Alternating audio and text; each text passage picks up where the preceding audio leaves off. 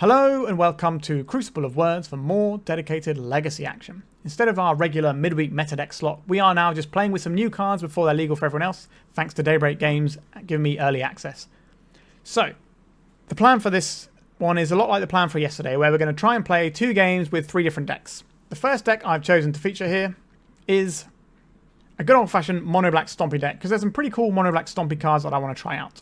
So we've got a bunch of fast mana in the form of City of Traitors, Lotus Petals, Chrome Moxes, all that sort of jazz. And we're trying to accelerate out 3 drops. So we're trying to emulate the mono-red prison a little bit. So our 3 drops of choice are Trinisphere to lock our opponent out, Position Agent to lock our opponent out in a different way, and then we also have Barrowgoyf as just a nice big beater. So if you haven't seen this one before, it's a Tarmogoyf. But it has Death Touch, Lifelink, and it mills you whenever it attacks, and you get a creature card from among the milled cards into your hand. So this is a card advantage engine that also makes itself bigger. I think this card is really cool, and I want to try it out. Also, it's 2 and a black, so it fits nicely into what we're trying to do.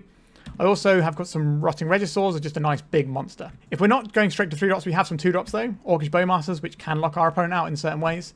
And Emperor of Bones, which is a new one. So this is a 2 mana 2/2 that every turn is going to take a chip out of a graveyard.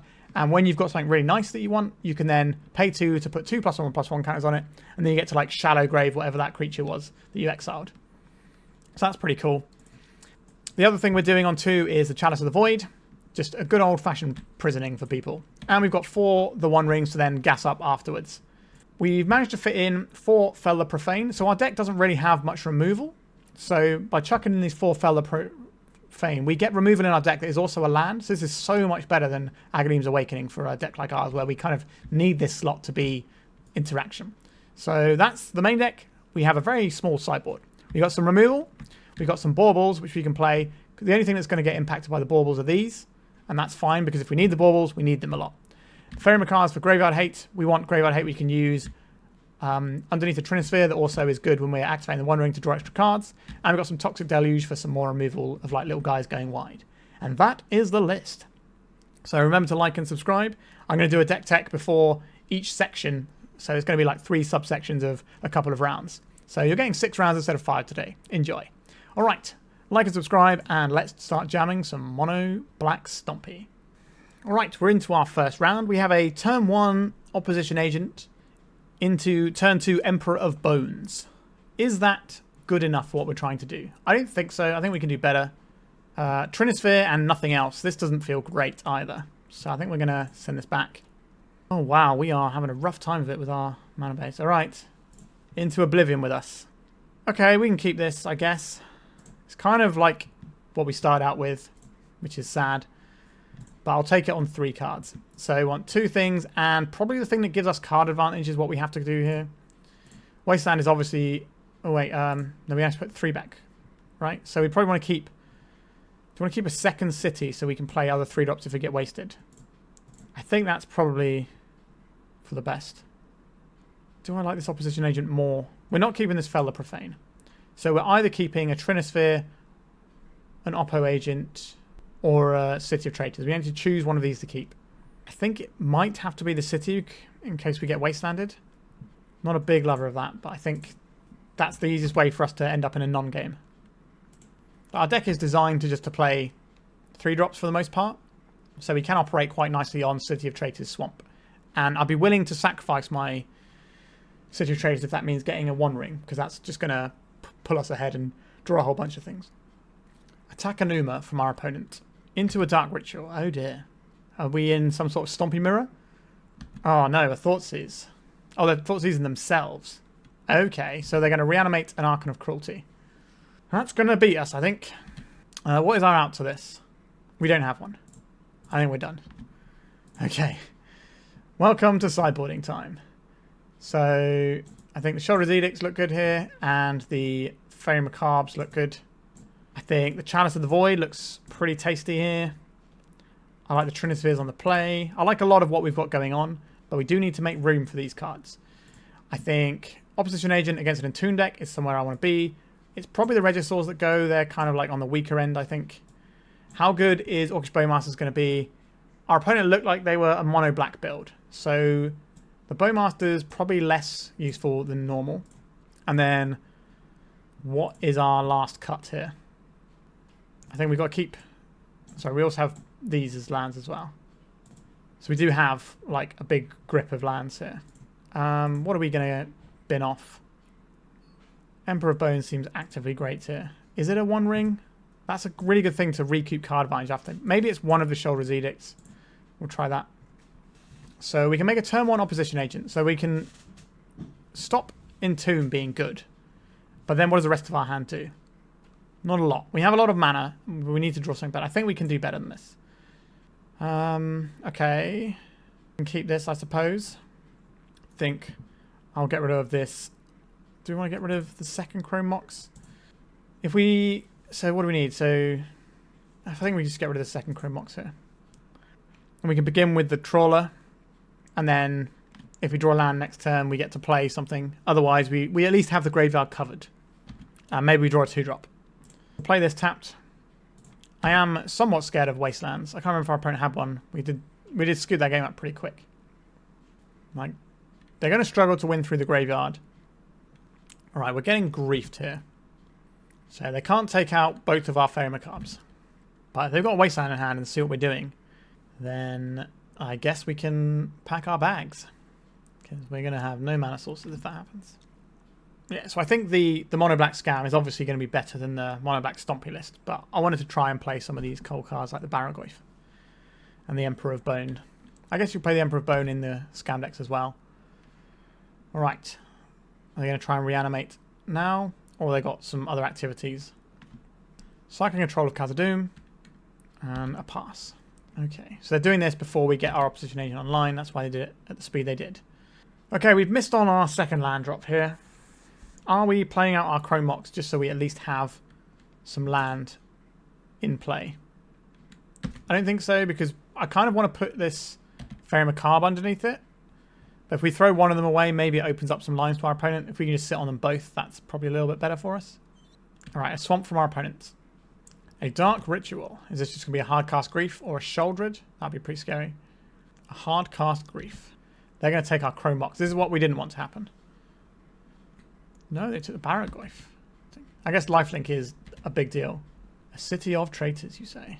Okay, I will play this out, and I will play our opposition agent out so they can't search for anything while their mana's down. Just having a laugh at my opponent because I recorded a game that was the end of my previous video that came out for you guys yesterday, you lovely people, and the last round of that was one I played like 10 minutes ago, and it was a mirror of Eldrazi. So, okay, I guess we're attacking. We get to double up our clock now. If our opponent removes this and fetches something, we might be able to get them out with an opposition agent. I wonder if they've got the land that shoots our creature down. Sure, we'll take 3 here. So they can hardcast a Grief if they want to. Let's flash in an opposition agent. Alright. Now we've got some clock going. Alright, so they do have the land that I was just talking about. A Trinisphere. Opponent's got 1 card in hand. I don't really want to get stung by some, like, graveyard stuff, but I think we do need to put an additional threat into play because otherwise we're going to lose.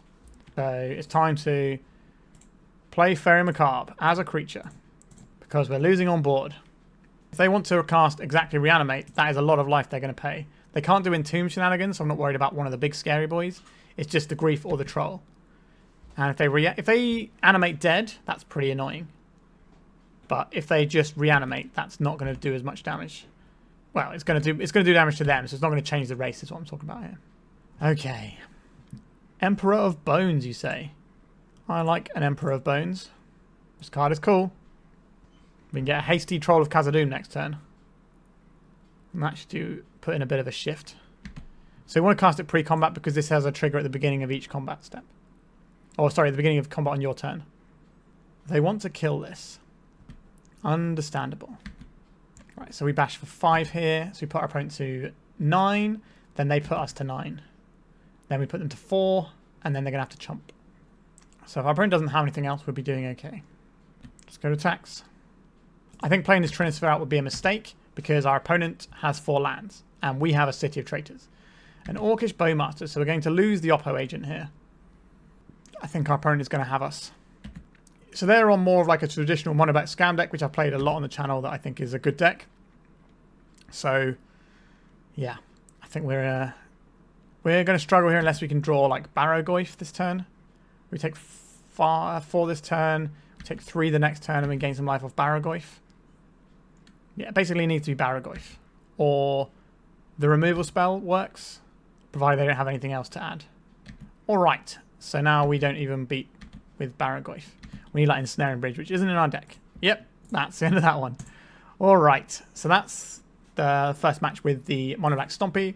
I think the Mono Black Scam build looks better, but I want to try some different stuff out, trying to leverage the 2 and a black costs of these cards rather than just playing like the good cards in like the Scam and adding in a few things. But let's go to the second game of this deck. Alright, we found our way into a game. That's exciting. What are we going to do with this hand? We can turn 1 City of Traitors, Chrome Mox, Trinisphere on the play. Yeah, sign me up. Sounds good. Wasteland is going to be a bit of a sad one for us, but we're going to play out some zeros first.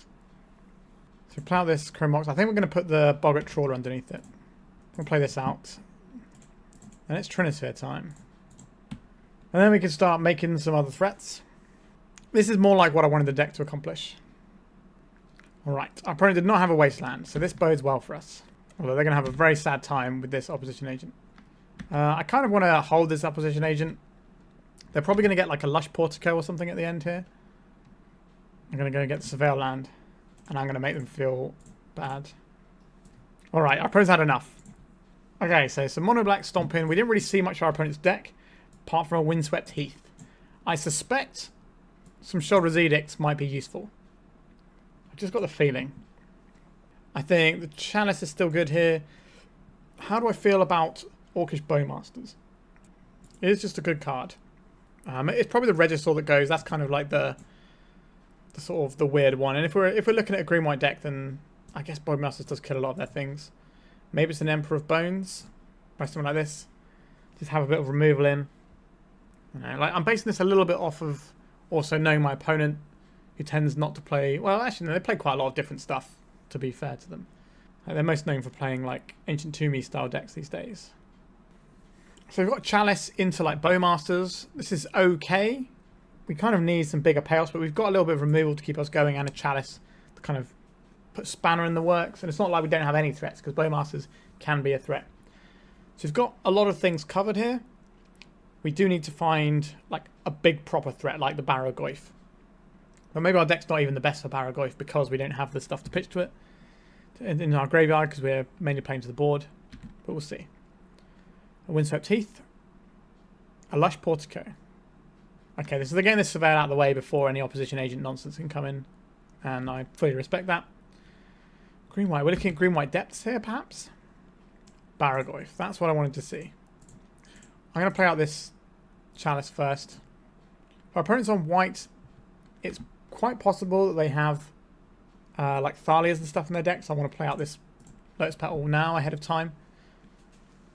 And then next turn we can do some Barrowgoyfing, which makes me happy. There's a Yawgmoth, so we can tap our Ancient Tomb for green mana and prevent ourselves taking damage for it next turn if we want to burn our Lotus Petal for the Barrowgoyf. I don't think we do want to do that, but it's an option we now have available. Our opponent's passing. We get to make the Barrowgoyf. Love the Barrowgoyf. It's not going to be very big right now, but we can sacrifice his Lotus Petal if we need to at instant speed, and that will make this slightly bigger. But this attacks and gets bigger. We've got removal to support it as well. Okay, over to our opponent now. It'll almost certainly grow when it attacks. There is an Urza Saga. So I am definitely getting sort of lands, green-white depths vibes right now. It could still be Maverick, sort of in a similar ballpark. We can play the Boggart Trawler as a 3-1 if we need to at some stage. Alright, are we playing this Boggart Trawler out as a land first? That gives us access to double Edict, but we already have double Edict. So I think we're just going to attack and then see what shakes loose. So we can put an instant into the graveyard and an artifact, so this can be bigger for sure. Green, green. I have a feeling my opponent has an endurance. So this is when it deals combat damage, we get the cards, but we've got a Sheoldred's Edict for this. Yep, so we knew this was coming. That's why we kept the Edict. So they fire this off first. Are they going to shrink their own graveyard or not? They are not going to do that. Okay. And now we will Edict this. Each opponent sacrifice a non-token creature. And we'll use the Lotus Petal for this because it will put a card in our graveyard for the purposes of making our Barrowgoyf bigger. So we'll get to connect for 3 and that'll dig 3 cards and look for another threat. And we've still got a land drop to make, so if you find a threat, we can deploy it. Oh, it's 4 cards now, isn't it? Yes, because the other guy died. Okay, we'll get a Boggart Trawler. So we'll play this, pay 3 life. Are we playing a Bowmasters here, or are we just going to play this Trawler? I don't really want to shrink the graveyard, so I think we're going to hold up this Bowmasters as an end step thing. We can tap the Ancient Tomb without dealing ourselves damage as well. But if we'd have found something like an opposition agent, that's excellent in this sort of matchup where they've got Urza Sagas, probably Crop Rotations, Knight of the Reliquaries, Elvish Reclaimers, all sorts of things. There is the Knight of the Reliquary. I'm very much interested in killing this. I will do it in the end step. Or do I play the Bowmasters first and push damage with the Bowmasters? That's a question. I think we just want to Edict this now and get it out of the way. We're more likely to draw a better creature than Bowmasters, because Bowmasters is kind of one of the worst creatures in this sort of matchup. I wasn't sure exactly if our opponent was on this. Oh, Emperor of Bones, though. I like this. So we can get the Emperor out. So kind of need to be careful with what we're exiling here. I want to take this Knight, I think, because we want to make sure our Barrowgoyf is still large. Just getting some stompy action going here. This is what I wanted the deck to do. Play a little lock piece and just play some big stomping boys. Barrowgoyf. Let's mill for 4. Many, many options. I will take an opposition agent, I think, here. I think that's the best one against our opponent's deck. Now, do I want to play this? I think I do want to play this out. We've got loads of lifelink going. I want to be able to play this Bowmasters or maybe adapt this at instant speed. Can you adapt to instant speed? I can't remember now. It's been so long since I've played adapt cards. I'm pretty sure you can, though. So is our opponent going to make a token here? We don't have the mana to do opposition agent stuff. This is a mandatory search as well. But we can't put the opposition agent in now. Alright, they've had enough. Yeah, we did some stomping stuff. Pretty happy with how that turned out. So we split the games with this deck 1-1. We lost to the better mono black deck, to be honest. But our stompy stuff was lining up really well against our opponent's green white deck, and we did just get the cheese of the turn 1 Trinisphere, which is something you really do get to do with these sorts of prisoning things. So there's definitely a place for this. We never really got to do anything with the One Ring. It was basically not in our deck, is how it felt. But I think Barrowgoyf looked very impressive in that last game, and doing prisoning things is always pretty strong. This is not what I would think is the best black build at the moment, but it's something I want to try out and see how adding in new good cards with 2 and a black work. The issue being here, though, is we're not filling up our graveyard that much. We're kind of relying on the Barrowgoyf to fill its grave up for itself. So this would be much better in a scam list. So maybe this is just the replacement to Gix in the mono black scam decks. All right, let's get on to another list. All right, so this is the next list we're playing. This is a list I got from Tubo Chasse. Apologies if I butchered your name there, but this is a deck that they sent me on Twitter to utilize the new Psychic Frog that everyone knows and loves. So this is a black and a blue for a 1/2. When it deals combat damage to a player or planeswalker, draw a card. You can discard a card to put a +1/+1 counter on it, and you can exile 3 cards from your graveyard to give it flying until end of turn. We're running it alongside another new card, Detective's Phoenix. This is a 3-mana 2/2 haste flyer, and you can bestow it from your graveyard. So bestow is where it becomes an enchantment, so it will give whatever it's enchanting +2/+2 flying and haste. And what you get to do with Collect Evidence is you exile cards from your graveyard with a total mana value of 6 or more. So a Force of Will and a Daze would do it. So we don't have to completely gut our graveyard to bestow this. I'm not entirely sure how good this card is, but this is what today is all about, trying to try some new stuff out.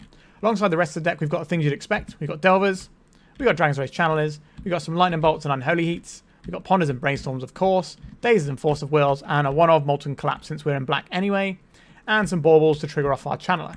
We're, of course, a 4 Wasteland deck. We're only dipping into black a little bit, so we've got a split of 2 seas and 4 volcanic islands. That's it for the main deck. No basics, which is what I like from my Delver decks generally. Sideboard-wise, we've got a bit of graveyard hate of varying kinds. We've got some Pyroblast to take out all those spooky little Murktide Regents, which can definitely cause us some trouble because we don't have our own. So we're bestowing this instead of Murktide. I think this is probably just not as good as just having Murktide in your deck, but we're going to test it. We've got a couple of Price of Progress so we can get aggro and take out some people doing them big chunks of damage. A nice catch-all in Brazen Borrower to bounce stuff.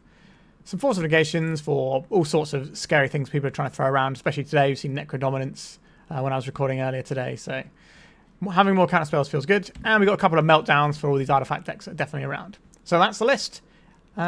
Is this the future of Delver? I don't know. My initial thoughts are that Psychic Frog needs a little bit more build around than just chucking him into Delver. Obviously, you know, we've got the Detective's Phoenix here, which can certainly do some stuff. And it's also is an enchantment, so it helps the Dragon's Age Channeler, which is kind of cool. So I do like some of the stuff going on here. And let's just see how the Frog feels. Okay, our opening hand is no good. Our opponent's a Yorion deck. Let's mulligan.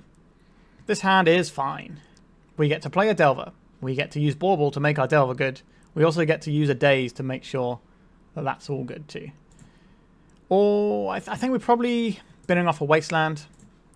Given our opponents showing us a Yorion. They could be like 5-color Yorion, but I think they play Death and Taxes. So let's jam this Volcanic Island. Let's play a little friendly Delver of Secrets. We will now play our Mishra's Bauble. We will use it in our opponent's turn so we can see the card, and then we choose to stack the draws in a way that flips our Delver, or is more likely to flip our Delver. So we have a look at the top card. If it flips our Delver, then we stack the draw underneath the Delver trigger so the Delver flips. Otherwise, we draw the card first and have another shot at flipping Delver. Just good old-fashioned tempo gaming right there. Flagstones of Trocaire. We're going to get ourselves Swords to Plowshare at some point. Could well be. Let's have a look at the top card of our library. What is it? A Lightning Bolt. Okay. So now we stack the triggers so that the draw goes on the bottom and the Delver flips the Lightning Bolt, which I imagine is a card I'm probably going to want in this matchup. Swords to Plowshares. Do I want to save my creature here? I think I do. Reveal the Lightning Bolt. Pretty good against some creatures I suspect are going to be in our opponent's deck. Another Delver, though. Sign me up. Kind of want to draw the Frog and do Frog things, but we are just Delver gaming right now. We've also got the Phoenix. That's a thing we can draw. Make our Delvers larger. Or just attack with the 2/2. Right, there's a Wasteland. Are we losing our Volcanic? Are we going to see something like a Thalia here? Stoneforge Mystic. What is the fetch? Is it going to be a Batterskull to insert the life total? Is it going to be a Cauldra to get things going? I don't think it's going to be something like a Lion Slash to control our graveyard, but we do have 3 types in our graveyard, so it's possible. Also just interesting to see if they hedge about whether or not we have removal, because they've seen the Lightning Bolts. They know that we have the Lightning Bolt, and they're still playing into that. That's really interesting. I wonder. Alright, Delver, are you going to flip for us? You're not. Or Delver. So I think the plan here is Lightning Bolt, the Stoneforge, and then cast a Ponder off this Volcanic, because we want to save this for a Black Source when we find the Frog. So now I can stack our Delver for next turn. Oh, a Frog. I like the Frog. I think we're probably going Brainstorm on bottom, and then it's Bolt then Frog. So we draw the Frog, the Bolt flips the Delver next turn. And we can just keep doing aggro things. I think Bolt is going to be more useful in a Death and Taxes matchup than the Brainstorm a lot of the time. I don't know if our opponent plays mono white or black white. I think they play just white, but I'm not going to assume anything. The Flagstones feels like a bit of a giveaway. That's what's happening. But Death and Taxes versus Delver is a tale as old as time, really. This is classic Legacy Magic the Gathering. Ooh, Witch Blessed Meadow. What is the backside of this one? I can't see because of this. Let's move this out of the way. It's a 4-mana 2/2, enters the battlefield, destroy target artifact or enchantment an opponent controls. Right, so they've got another follow-up Stoneforge, which we have the Bolt for. Is this going to find them a Batterskull? It is. That's the thing that might be jamming us up in the near future. So this will flip to the Bolt. I think we attack for 6 in the sky. And then we get to make the Frog. Ooh, a Solitude.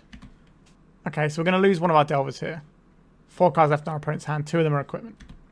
We kind of have to win before the Batterskull gets to connect once. Right, we bash for 3. It does make me sad that we're shuffling away a Brainstorm, but I think we have to just to get this Frog in play. Try and get some damage going. Goodbye Stoneforge. Let's go and find ourselves an Underground Sea, and we can play the Psychic Frog. This means our opponent can take us off of black, but we've already played like the main black spell we're trying to cast. Everyone loves the Frog. If we can connect next turn, we can get some card advantage. Also, we have lots of stuff in our graveyard that we can sack off to this frog. So it's 3 cards we can get rid of. Land and 2 instants. And that doesn't affect our Delirium. And we want to get rid of things with low mana value. So we need to keep Delirium for Dragon's Rage Channel, and we need to keep high mana value stuff in for the Phoenix, for bestowing. Skyclave Apparition. My frog. It might not be the frog. It might be the Delver. It's going to be the frog, isn't it? Oh, it's the Delver. Yay, my frog gets to live. We get to jump with the frog now. Force of Will. Okay, so we exile 3 cards from the graveyard. So it's going to be a land, Ponder. No, not Ponder. We need to keep the Ponder in. A Daze and a Lightning Bolt. Let's get flying on the frog. Just a friendly little friend. And hopefully we'll draw something useful here. A Wasteland. That's not the most useful, is it? What are we doing with this Wasteland? We could Wasteland their Wasteland. That keeps us in black mana and slows down our opponent's curve. We could hit their white source because they didn't play a second white mana. I think we're definitely playing this Wasteland. Where this goes is kind of an odd one. Do I care about black mana? Not especially. I think we take out their white source. Because if they want to Wasteland us, they're going to set themselves back even further on mana. So this kind of stops them using their Wasteland as well. But our clock is a lot smaller than it once was. We could discard this Force of Will and just start going in with the frog. I think we're going to see what we draw and then make some decisions. So the Skyclave Apparition probably comes in here. Although we can set ourselves off of Delirium if they hold it back to block. So that might be something our opponent's interested in doing. I think a lot of it depends on what's on their hand. Alright, so they did have another basic land. White Orchid Phantom. Well, you'll never guess what I don't have in my deck. A basic land. Okay, this has first strike as well. So they're going to blow up our... Oh no, they're blowing up their own flagstones. Okay, that's cool. So this ramps them twice. They get a plains from the flagstones and a plains from the White Orchid Phantom. That's pretty cool. Yep, that's nice. New card on display. It also is available in Old Border apparently, which makes it even better. So now they can Wasteland pretty freely, I think. This Force of Will is almost certainly going to be a +1/+1 counter on our Psychic Frog. Do I want to kill their guy or not? We don't care about this. I'm going to discard a card to put a counter on it. We're going to get rid of this Polluted Delta. We will jump the frog. So we get rid of land, and instant, because we're about to discard an instant anyway. Real juggling act with the old graveyard here. In comes the frog. They can block it with their 2/2, or we can draw a card. It doesn't feel like our opponent's a million miles away from stabilizing. Okay, so I don't think we're going to pitch this Force of Will. I think we just want to get the card. And if it's a blue card, that's going to be good for us. It was not a blue card. Alright. Looks like our opponent's going to go to attacks first. Yep, they're coming in with both. If you're not blocking with a White Orchid Phantasm, makes sense to attack with it. There's also a Spirit. I wonder if there's a Spirit deck that's looking better now. Our opponent's got 2 Spirits in play. Flicker Wisp. They can flicker our counters off of the frog. We don't actually need to give it flying this turn, though. They could flicker the Skyclave Apparition and leave us with a 1/1, and they take our frog. Yeah, that's what's happening here. Not drawing the blue card for this Force was certainly problematic for us. I feel our opponent's gone over the hump now. One more land, they play a Batterskull, and it's probably game over. Yep, so now the thing comes back, and the frog, unfortunately, goes extinct on this board. And now we have to try and win with a 1/1 illusion token. That's going to be difficult. Dragon's Rage Channeler. That's certainly the sort of card that can get us towards winning the game. It's a good card. I don't think we're playing this Scalding Tarn out either. There's no point attacking our 1/1 into their 2/2. Yeah, so this is where not having something like a Murktide Regent is really costing us. We don't just have like a massive guy we can drop that just dwarfs everything else in play.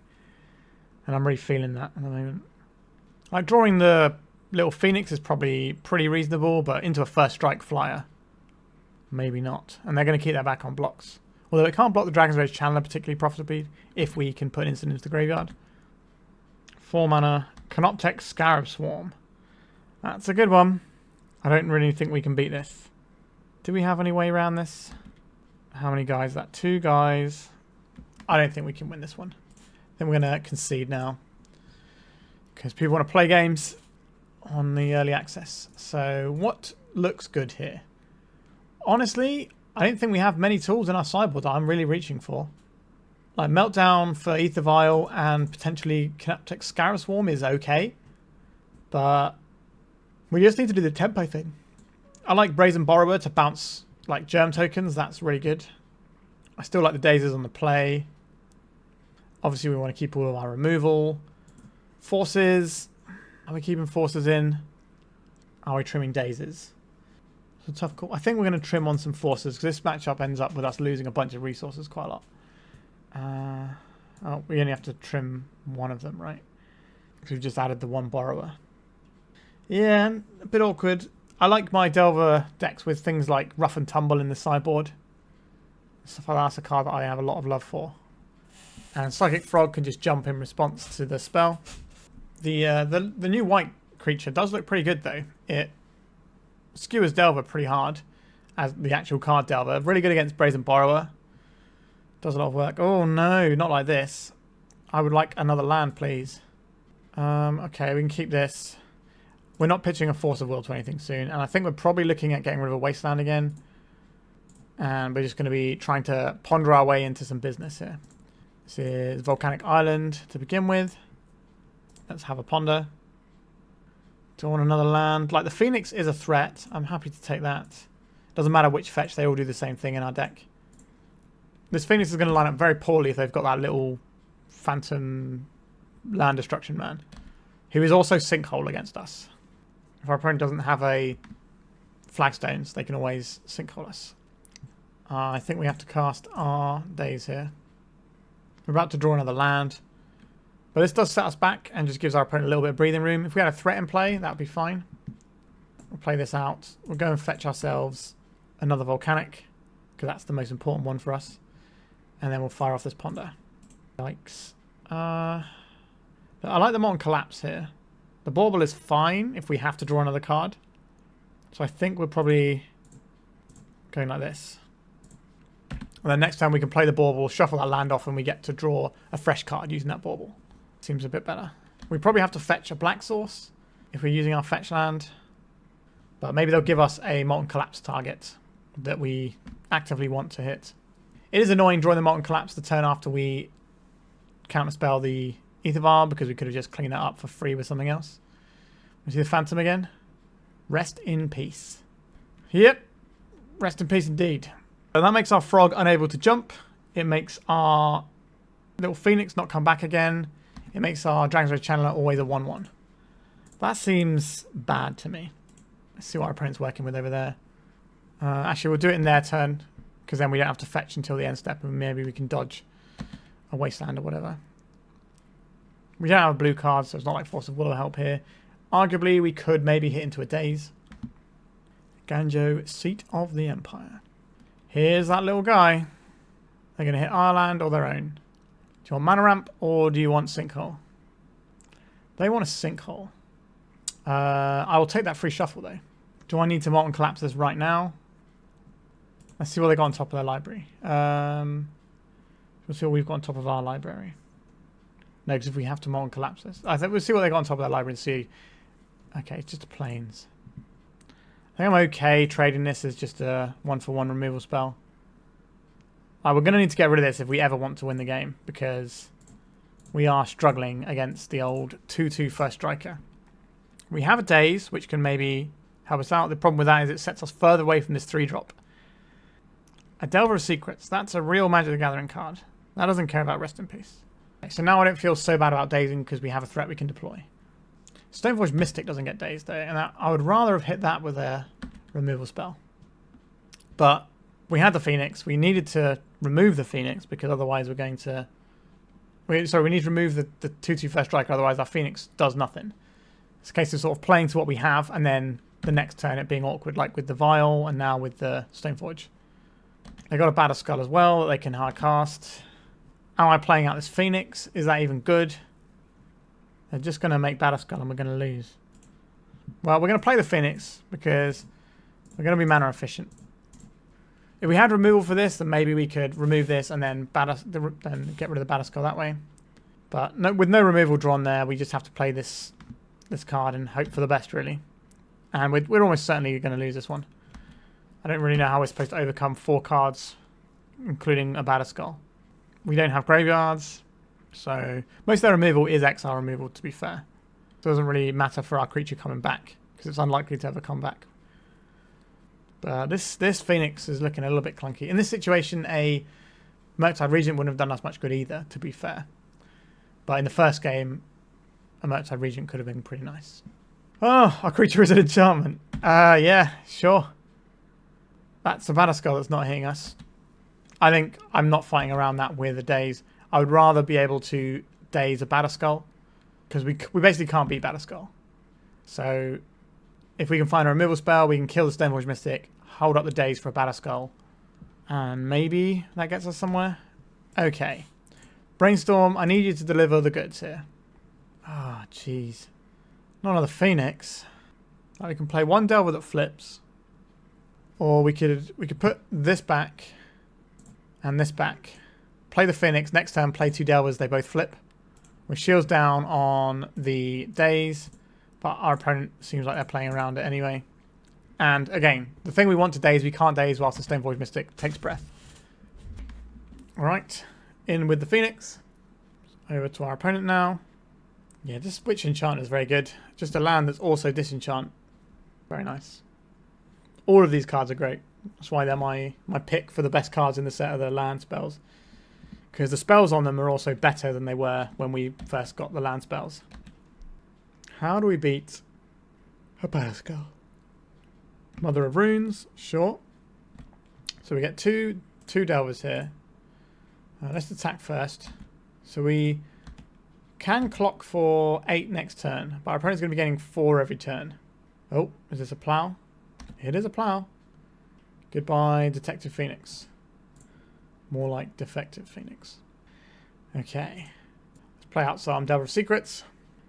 And we've got this Daze on top that is not going to do anything. The Batterskull comes down. It's going to be very difficult for us to remove this. We can bounce the actual Batterskull, but that's not a great recipe for success when they still have a Stoneforge.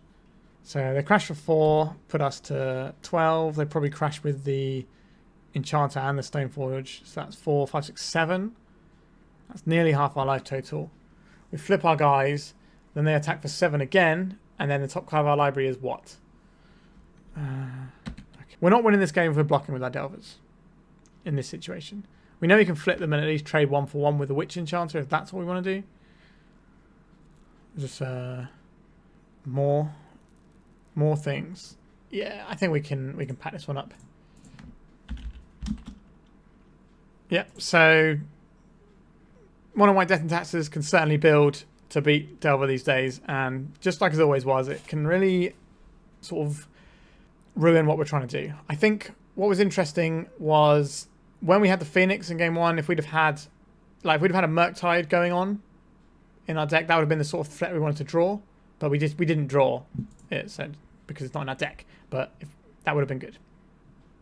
Alright, we're into our second game with the Psychic Frog. I think we can keep this one. We've got a Brainstorm, we've got a Force of Will, we've got a Daze. It's quite a defensive hand. Our opponent's on presumably some sort of combo deck.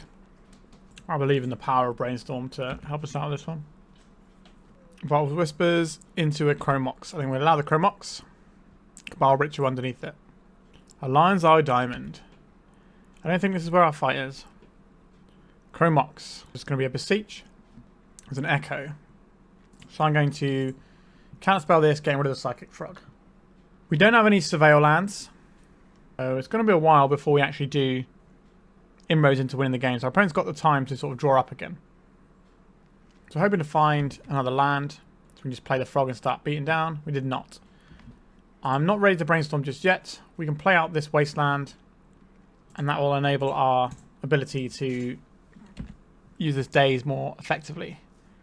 But we're not putting our opponent under pressure. Right, I think we're going to cast a Brainstorm in response. So we get Volk, because that's our main colour. Even though we do have the frog in hand right now. Okay.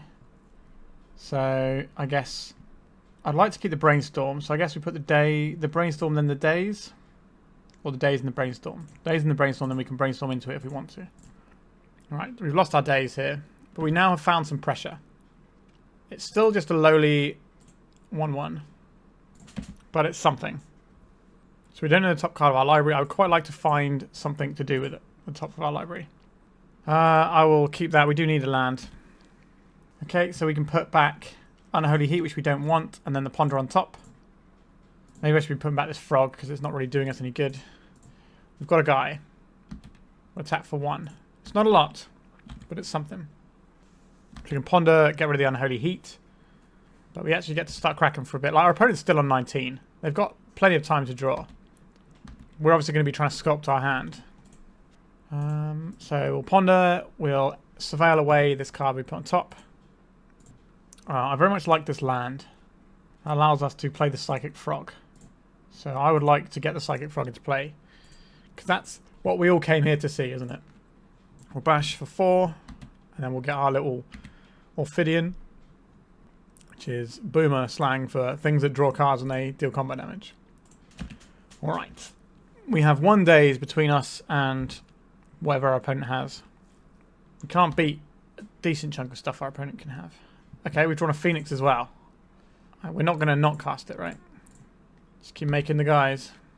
So this is 2, 3, 4, 5, 6, 7. So we can pitch this next turn if we need to for lethal anyway. Alright, we've got a win on the board with the Frog. But our opponent is on the play. And we don't have a huge amount of resources to add to this. I think we want the forces. I think the Pyroblast might end up being quite handy here, actually. Maybe we do have quite a lot of resources. I don't think they're going to leave anything in their graveyard. So I think we're on this sort of thing. Our opponent did mulligan deeply. I think Detector's Phoenix is very slow, but we can't really board out pressure. The Unholy Heats can go. They're no good. Do we have time to be pondering in this matchup? The fact that we can ponder turn 1 into some permission is really important. Motlen Collapse does kill some of the stuff, but the Meltdown is doing the same thing, but better a lot of the time. So how many more cards we need to find if we want one of these? 4 more. Lightning Bolts, they can go. And that leaves us with 1 card to find. So we're probably thinking about trimming a Phoenix here. Like, the best card for us to beat down with is a Psychic Frog, right? Because this lets us draw more permission. So I think we get rid of a Phoenix and try and win our 1-drops. We're not having to worry too much about removal from our opponent either. But our opponent is one of the greatest Storm players around. So they're definitely going to have... Okay, I think this is fine. We've got some pressure. We've got a little bit of interaction. I don't think we're like mulliganing to Force of Will. That doesn't feel like a great way to play the game. We've got a lot of selection here. A Veil of Summer. Oh dear. Here we go. So our opponent's played out some Chrome Moxes. These are things that they can sacrifice to Beseech the Mirror later. We've drawn a new grip that is fine. It's not exceptional, but it's fine. So now we have to make decisions. Are we playing out a threat, or are we holding up a Pyroblast? If our opponent's on wheels, I think we want to hold up the Pyroblast, even though that's a bit boring. Let's just play the Flooded Strand out this turn, and then next turn we can deploy a threat. Like, either way, we're cold to like Beseech the Mirror lines if our opponent's on that. Okay, we get to play a thing. Another Pyroblast. Play this. I would like to get... I think it's a Dragon's Rage Channel just for the extra selection. That's going to come in handy next turn. Our opponent does have a full grip over there. Maybe they're just waiting for like the right spot when they need to go. Black mana. A Duress. Show them a Pyroblast. Well, we showed them 2 Pyroblasts. They're taking the Brainstorm. Yep. Right, we're going to play our Delver of Secrets here. Play our Fetch Land as well. For 1. So good at Brainstorm in response to that Duress. But if they were trying to Duress to make it so that they could Echo of Eons, then we take ourselves off of the ability to do that because we already have the 2 Pyroblasts. So something like a Veil of Summer for our opponent is going to give us some trouble. Elvish Spirit Guide has entered the Exile Zone. Something big. Sheoldred the Apocalypse. Okay, that is a lot of stuff here. Are we Pyroblasting just to Surveil? We might be. We're doing this to get a Surveil off of and try and get our Delver flipping. I think that's what we have to do here. Dragon's Rage Channel, I can go into the graveyard. This isn't going to do anything, but we need to Surveil a little bit. What have you got for us, Delver? A Wasteland. Let's crack this. Going on the Volk. Okay, so they're going to hit us with that. We can play the Phoenix. We could bestow it, but what is the point? That's 1 additional damage if we bestow it. But it might be less damage next turn. Is that true? No, it's always going to be more damage, right, if we bestow it. But is that going to take us further away from Delirium? It is, in a big way. We can't even bestow it, actually. We don't have enough stuff. So I think we're just going to cast a Phoenix here. Attack for 2 in the sky. That's just going to cancel out the life gain they're about to have. Okay, it's quite a strong pivot from our opponent. I don't believe we're going to be winning this one. But now we have to respect this for game 3, which is the power of a Duke like this. Like, do we keep in removal for this? Is the plan just to counterspell it? Come on, Delver. We need you to do the work. A daze. You can reveal the daze. Yep. So this is going to hit us up for a lot. We need to start surveilling here. Not a big fan of where this is going. So we're going to surveil. See if we can flip our channeler. Not a wasteland. We will surveil again. Delver's Secrets doesn't do it either. We could play this just a chump block for a turn and save ourselves 4 life. If we chump block with the Phoenix, does that work? That gives us Delirium next turn. Guess we junk this. Start with these. We block with the Phoenix. Now our opponent can still just combo us out. But I think we use the Phoenix to save up a bit of life. We can also bestow it for an additional 2 points of damage. But that will take us off of Delirium. Oh dear. It's tough out there. It really is. Another Phoenix, you say? Does that change anything? So we get to bash for 6 here. We have to block with something. This is the least amount of damage that can block. I think we attack. Get our 6 points in. Put our opponent to 11, which is still loads. Make a Phoenix. Red. Red 1. Got another chump blocker. They get to play spells instant speed now. And we get to draw a card. Okay. Sheoldred is going to keep jabbing at our life total here. This can block here. Born Upon a Wind. Gaining some more life. They're still on 17. A Psychic Frog. I don't hate the Psychic Frog here. So the drawing extra cards is kind of annoying. So we want black, blue. This is going to be going under the bus this turn. So put our opponent back to 11 again. Oh, we could have bestowed one of our guys actually. Can we do that without losing Delirium? I don't think we can is the problem. So it ends up being like the same deal. 1, 2, 3, 4. Yeah, we can't do it without losing Delirium. Not enjoying this Phoenix, to be honest with you. If we had Murktide Regents, just a single Murktide Regent would be enough to pay for the bestow costs on the Discover Evidence. Alright, we're going to go to 3 here. A Brazen Borrower. Does that do what we need it to do? I think we're playing a land out at this point. Going to attacks. We're going to bounce the Borrower, the Sheoldred. And hopefully they don't have a... In their upkeep. If we bounce in their upkeep, they won't gain a life this turn. Do I want to respect the Sheoldred more? Motlen Collapse can kill Sheoldred. Sheoldred against our Psychic Frog is pretty good. This Detective's Phoenix does not feel like a card I particularly like playing. So are we... I guess having 1 is not the worst. No, let's have a Borrower. I like the Borrower more. Okay, we got a Delver and a way of trying to flip it early. This seems okay. Alright, we will begin with Delver and Mishra's Bauble.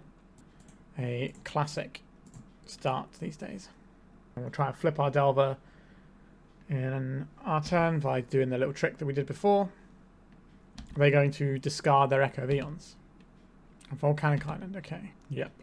So we want to draw the card before the Delver, because the top card is not one that will flip Delver. The Brainstorm, on the other hand, that does the work.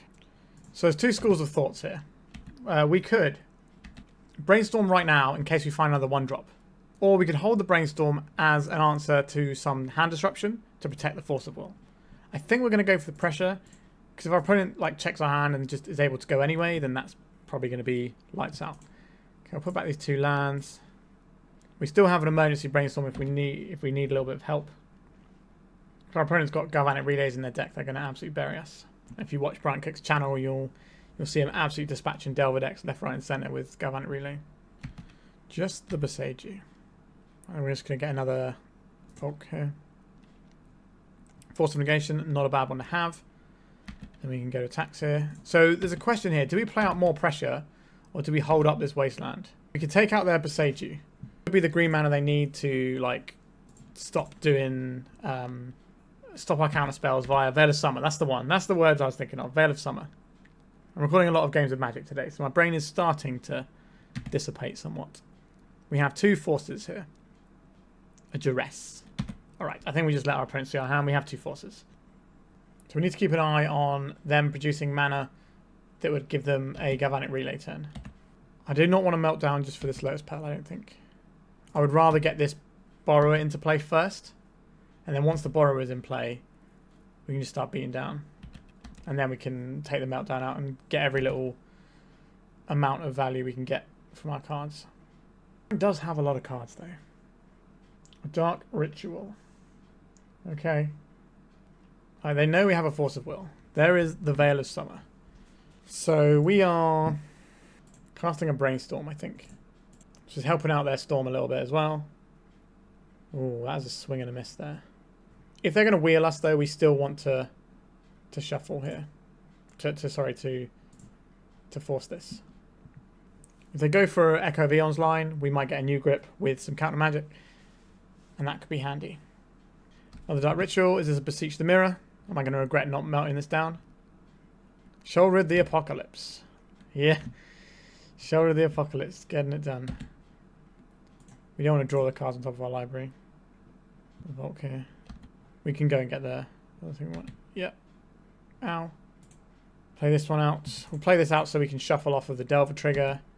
I think we have to try and make inroads in our opponent's life total and use our life total as a resource to just soak this shoulder damage for a couple of turns. And maybe we'll be able to get a Borrower going. Like, we could definitely bounce this Sheoldred out of play, and that won't feel good. We did board in the extra Borrower as a hedge against the Sheoldred. Echo of Eons. We're going to take 14. I'll let them stack it up. Alright, so we lost that match. Let's talk about this deck. So, I have a lot of thoughts about this deck. I don't think Psychic Frog is a card that you just throw into a deck like this. I don't think it's quite that sort of thing. Especially since it's fighting your graveyard space, which is also something your Channeler wants to be doing. And I don't really like Detective Phoenix. I don't think this is a Legacy power level card, to be honest. Maybe I'll be proved wrong down the line. But it felt like bestowing this was actually difficult because our deck was quite low. If we didn't Force of Will, we're probably not bestowing this. This at 3 mana is just bad by Legacy standards. And we're playing this instead of like the Murktide slot, which feels like an error too. So I'm afraid this one doesn't really get the thumbs up from me on this one. It's just too many disparate pieces. We're just making regular Delver worse. And it's good to innovate and test, and that's, you don't learn anything if you don't try it, right? But it's not something that I think is going to be the way forward. There are definitely some good Psychic Frog decks to be built. I think this is much better in something like a Rescaminator shell, where you actually want to be putting stuff into your graveyard a little bit more off of the frog, so you can pitch your big monsters. Maybe you get to run more monsters because you've got the frog, and that's kind of an interesting idea, and you can be further into the reanimate strategy. That's something I would be interested to see, instead of just relying entirely on the Entomb. You've got this as well. But yeah, this was not a successful experiment, I would say. Alright, on to the next deck. Next up, we've got something of a different pace. We are playing some more Leyline Dowser Control, which is a card that I've been loving a lot. And now we get to play Jeskai with it, because we don't need to splash green for Uro, because we have Flage, Titan of Fire's Fury. So this is like Uro, except instead of doing Growth Spiral and gaining 3 life, it just Lightning Helixes something. So this is a removal spell. It can win the game pretty quickly. It pads your life total. I'm excited to try it out. So the Leyline Dowser, if you're unfamiliar with it, we pay 1, mill a card, put an instant sorcery, mill this way into your hand. We can tap a untapped legendary creature to untap this. So when we get this on the first way through, we can sometimes untap it. And our deck is pretty much built to take advantage of this card. So it's all instants and sorceries. So we've got Source of Plowshares as a nice bit of removal, along with some Supreme Verdict and Prismatic Endings. We've got counter spells, Force of Will and Force of Negation. We've got our cantrips that can set it up. We're also playing a new card in Brain Surge. This is draw 4, then put 2 cards from your hand on top of your library in any order. So it's kind of like a Brainstorm, but you actually get card advantage because you end up on cards when you've cast this. We've got a couple of Stifles, which is a nice little extra tool that we can have access to. We can also stifle this on the way through if we need it to just be a creature. So yeah, we got a whole bunch of stuff in this deck that is really interesting to me. We've got room for a Mystic Sanctuary as well. We're playing one Ragavan Triome. We've got a Thundering Falls as well as a Meticulous Archive. So we're just a classic control deck, just going to be controlling the board and eventually winning with this card, which is a card that I really, really like. I don't think it's as good as Uro, but I still like it. Sideboard-wise, we've got more 4 Theolingus to go with the ones in our main deck, which is most likely going to be our main win condition. We've got some Flusterstorms to mess with our opponent, some Hydroblast, Pyroblast. A Lightning Bolt, this could have been pretty much anything. I just wanted another piece of removal. We've got a Prismatic Ending, some Graveyard Hate, some Meltdowns, another Force of Negation, a Lavinia, just a whole bunch of stuff. All of this stuff, apart from Lavinia, gets found by Leyline Dowse as well. So we are very much trying to Leyline Dowse our way to victory. So let's go and do exactly that. Okay, this hand is alright. We've got lands, we've got spells, we've got removal. We can also have a look for some more stuff. Having a win condition that is also removal is something I really enjoy in Magic the Gathering. And Flage is very much on that spectrum. So I think I'm just going to play the Triome out first. It does signal a little bit of what we're doing. We're a slow deck. We're not trying to hold up stuff on the first turn, but we might have Force of Wills. That's kind of what this would say to me if I was on the other end of it. All right, Elvish Reclaimer. There it is. So we're going to answer this on our turn. Do I want to cast a Brainstorm first? I think so. We can shuffle and get a Tundra. Okay, we don't need 2 of these, I don't think.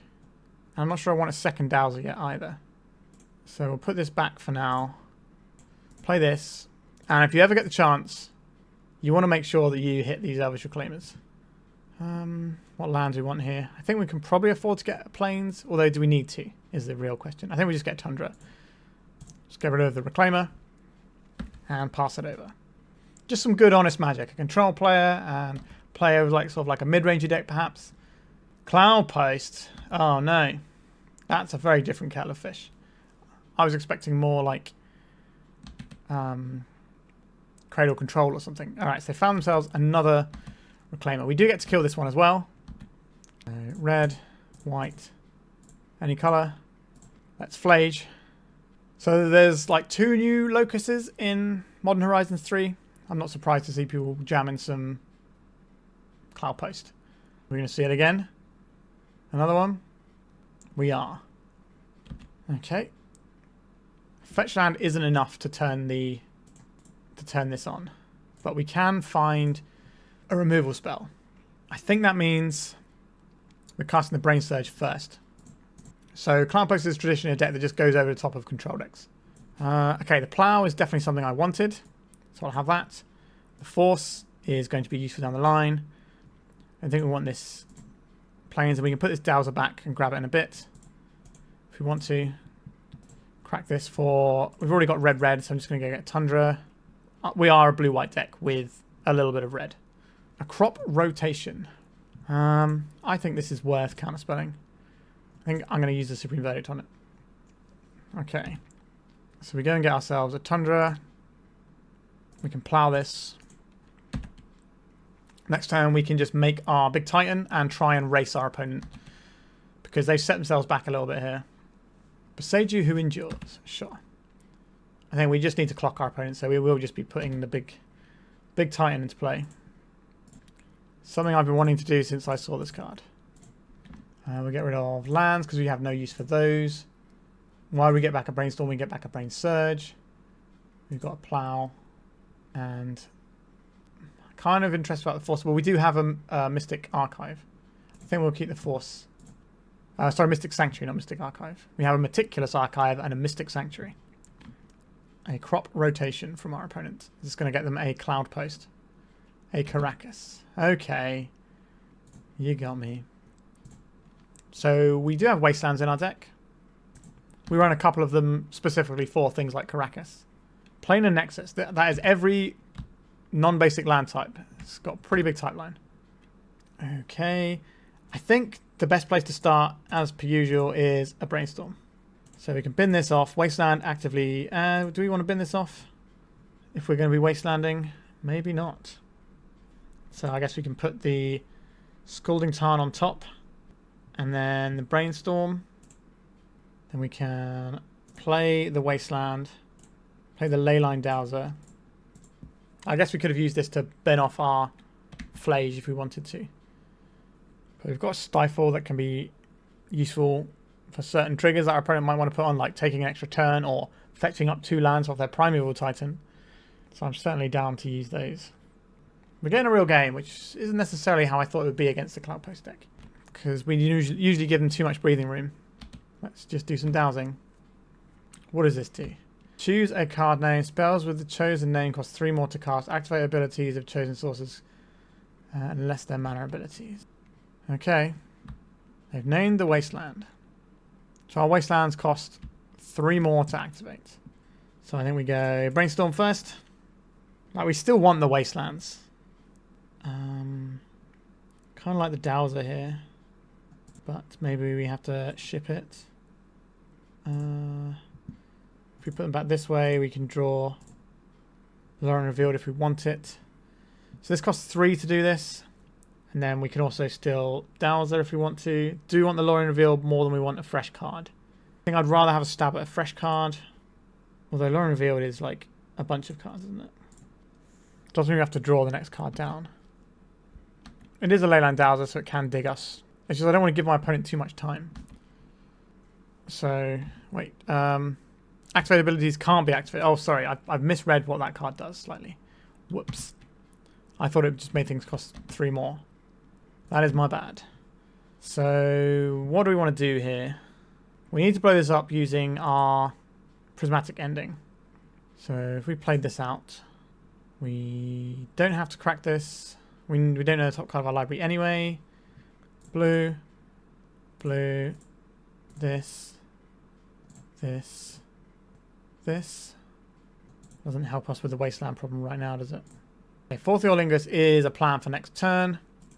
Can crack this and ponder, looking for an answer to our opponent's on the Volcanic Island.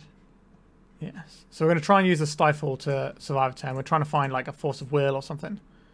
Or the Prismatic Ending to take that out. We could just do horses into horses. So, what? 1, 2, 3, 4, 5. And that deals 10 damage. Then they're just going to deal lethal anyway. So we don't actually need these. They're going to get any ordering shuffle. Force of Negation. That is a force, but we only have 1 blue card to pitch to it. Okay, Stifle. Let's hope that you can do what we need you to do. Prime Time. So Prime Time resolves, but then with its trigger on the stack, we will stifle that trigger. Now we've got a clean plow for this. We're always plowing that. Do I just want to make horses? Or do I want to Leyline Dows? I think making horses is better here. So red, white, and then we can do a small horse in here. I like to keep up 1 mana, in case we find like a Brainstorm or something. Alright, we get to become the Monarch. If we don't use this mana for a spell, we can always use it for a Leyline Dowser, which might put a thing in our hand if we need a blue card for Force of Will. Once upon a time, I will activate my Leyline Dowser here. A Force of Will. Okay, you can once upon a time. We're just going to try and counter what comes out of it, I guess. As well as show us a Cavern. We've got 18 damage next turn with our Mystic Sanctuary, activate Dowser, get back the Fourth Eorlingus. An Elvish Reclaimer. Sure, we can answer that. We have a plow. A Glacial Chasm. That old chestnut, eh? Yep.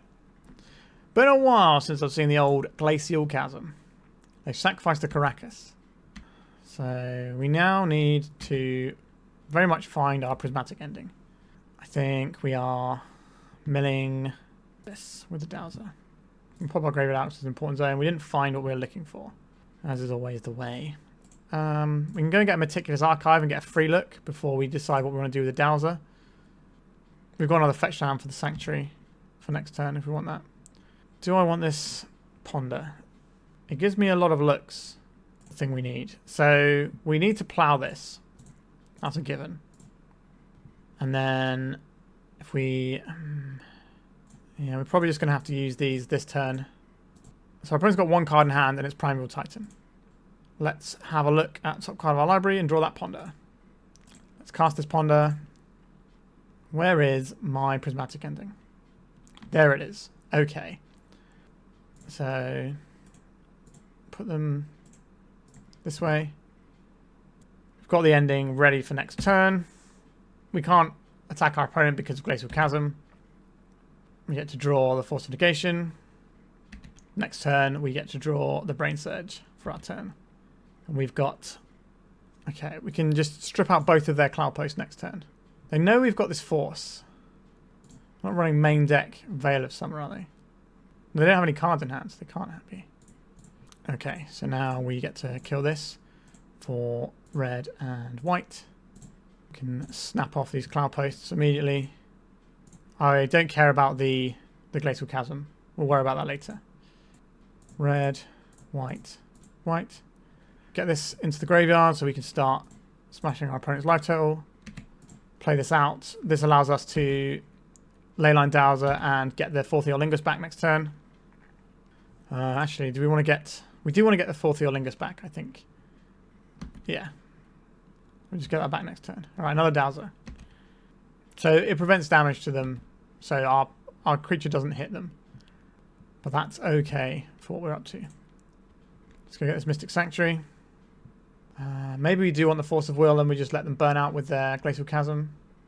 If we take the 4th Eorlingus, they can't ever let down the Chasm Shields because then they'll die. Activate Dowser. Okay, we've got Brain Surge as well. Sure, I'll play a land. It all helps, doesn't it? Just get this guy in. Red. Red. White. White. Just get rid of some lands. We can't recur lands, which is a bit sad. So we can still target our opponent, it just doesn't deal any damage. But we still gain the life. We have 2 of these on the go right now. I think that's fine. We can Brain Surge and then activate. So this is a cumulative upkeep, so you've got to take 6 life next turn. We've got a Brain Surge, so we can dig 4. Just need to put this game to bed. We are behind on clock. Let's cast a Brain Surge. We don't have any more Wastelands in our deck, though. So we are kind of just on the wait plan, really. Make sure we get rid of these 2. And we'll mill this into the graveyard. And draw it. And then we draw the other guy. Creatures can't attack. Creatures you control can't attack. Okay, so we can still gain life here. Now we just need to pass through turns until it's all over. Let's play this out because it's here. We'll pass the turn. We're going to have to go to clean up and we'll discard the Flage. Alright, so now this is going to go up 4, so I need to pay 8 life. Oh no, it's gone. Echoing Deeps. Sure. Okay, back to this again. They still have to sacrifice a land. They've got like a Ramanap or something. Like any creature they play we can kill. So I'm not too worried about creatures. We've got 12 cards in our library, so we're not going to be activating any more Leyline Dowsers. Like we have everything we require. What are they choosing? Target player creates X spawn tokens. Sacrifices creature adds. Sure, we'll just Force of Negation that. For the sake of our clock, I'm not going to keep attacking with the Flage. Alright, let's get some more Surveil action going. I don't even know if we've got any more lands to find here. Put that into the graveyard. What am I doing? We need to keep the cards in our deck, really, don't we? Yeah, I'm not going to bother attacking, even though we do gain the life. We can stifle our own Monarch trigger if we have to. Sure, you can Once Upon a Time. A Dark Depths. I don't think we're losing to Dark Depths. Alright, let's scoop it up. Whew, a bit of a grindy one, but that's the deck we're playing. So, what do I like in this matchup? I guess we might want this Prismatic Ending. Our opponent showed us somewhere where that's going to be important. I think we want another way of closing the game quickly. And another answer for Elvish Spirit Guide early on. These all seem to make sense to me. Force of Negation can counter a crop rotation, so that seems good. Flusterstorm is a weird one. Like, this can do some work for you, or it can be completely useless. Like, it's okay in the early game and completely rubbish afterwards. So I don't think I'm all about that. We can probably trim on a Flage. Well, actually, no, we need to keep our threats in, don't we? That's what we discovered here. So we probably want to take out a Dowser. We're not about doing all that, I don't think. The Force of Wills and Force of Negations do look good. 3 more cuts to find.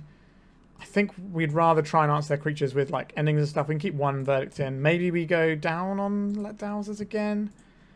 We're looking for specific cards a lot more. So maybe we're trimming on Dowser. Well, this is like a game that can go kind of long. Maybe we go down on Brain Surge and on Dowser. Okay. We've only got 2 wastelands. We've got to make them count. Surgical Extraction is another option where you can just take out all of their cloud posts, but you have to have a wasteland in the first place. And that might prove more difficult. This is non-creature spells with mana value greater, isn't it? So this doesn't stop them casting creatures. It will stop Green Sun Zenith for a big number, but that's it. I don't think that's worth it. Our opening hand is an Island Ponder start. We've got a Force of Negation and a Plow, so I think I will keep this. We need to be pretty aware of our clock here. A Vexing Bauble. Kind of annoying. It impacts our forces down the line. I think maybe we have to counter this. So we can get ourselves a Tundra. And cast a Ponder. Another Force of Negation is okay. I like the land as well. So we'll put them in this order. In case we need an emergency Force of Negation. This is the Triome on top. I beside you. A Carpet of Flowers. That's very strong here. We've got the ending. We've got the ending. We can prismatic ending this. Let's see if they've got a drop in the second turn. The second main phase. Because if they've got like a Reclaimer that they play off of green mana, that's really annoying for us. Once upon a time, okay, that's fine. Because we kind of would want to plow it and end this, and we can't do both. A Cloud Post, that's the exact land they were looking for. Let's just pop this carpet straight away. None of that, please. We'll play this. We've got a Ponder on top of our library, so we're okay pitching this Ponder. Need to play with some amount of haste here. Another Carpet of Flowers. Yuck. Alright, say no to this one. And there's a Cloud Post that we knew about. Cast a Ponder. Prismatic Ending is good. Brainstorm is good. Scalding Tarn is good. I think we're going to put them like this and try and do some Brainstorm action next turn. I think our opponent's going to run away with this one though. They've had a pretty good setup so far with the Cloud Post early on. So they got what, 1, 2, 3, 4 mana plus whatever else they have in hand land-wise. Would have been 6 mana if that carpet was still around, so very glad we got rid of it. What is this? Lands you control and land cards in your library are basic. Huh. Not seen that before. It is a 3/4 though, so it's going to get Swords to Plowshares. Don't want to be taking damage from that. So I've got this land. Got a Brainstorm. I don't think we need to cash it in just now. We can look for the thing we need if we have to do that. The One Ring. Yikes. Okay, I'll cast this. Prismatic Ending is going to be difficult without our opponent's Yavimaya. If we chuck this away and this away, we could stifle the ring trigger so that we can at least get our Flage doing stuff. Is that good? Doesn't feel good. Okay. We can stifle an activation though to stop them drawing some cards. Not this one. We want to get a bigger one. Let's see if we can fire off a Scalding Tarn. So we're going to get a Meticulous Archive, I think, here. But we do need red. We already have one piece of red. Let's get Meticulous Archive. Like, another land isn't the worst. That's something we do kind of want. So we can cast this. We have to target ourselves. Well, actually, no, we don't. We can target itself. And we gain the life that way. And then next turn we can animate it. At least we've got a creature beaten down. And maybe a Clutch Stifle will be enough to win the game for us. We're asking a lot there, but I don't think we stifle this one. I think we stifle the next one. Or we stifle the Primeval Titan enter the battlefield effect. But that's not going to do us any good if we can't then remove it. Oh dear, oh dear. They don't have green.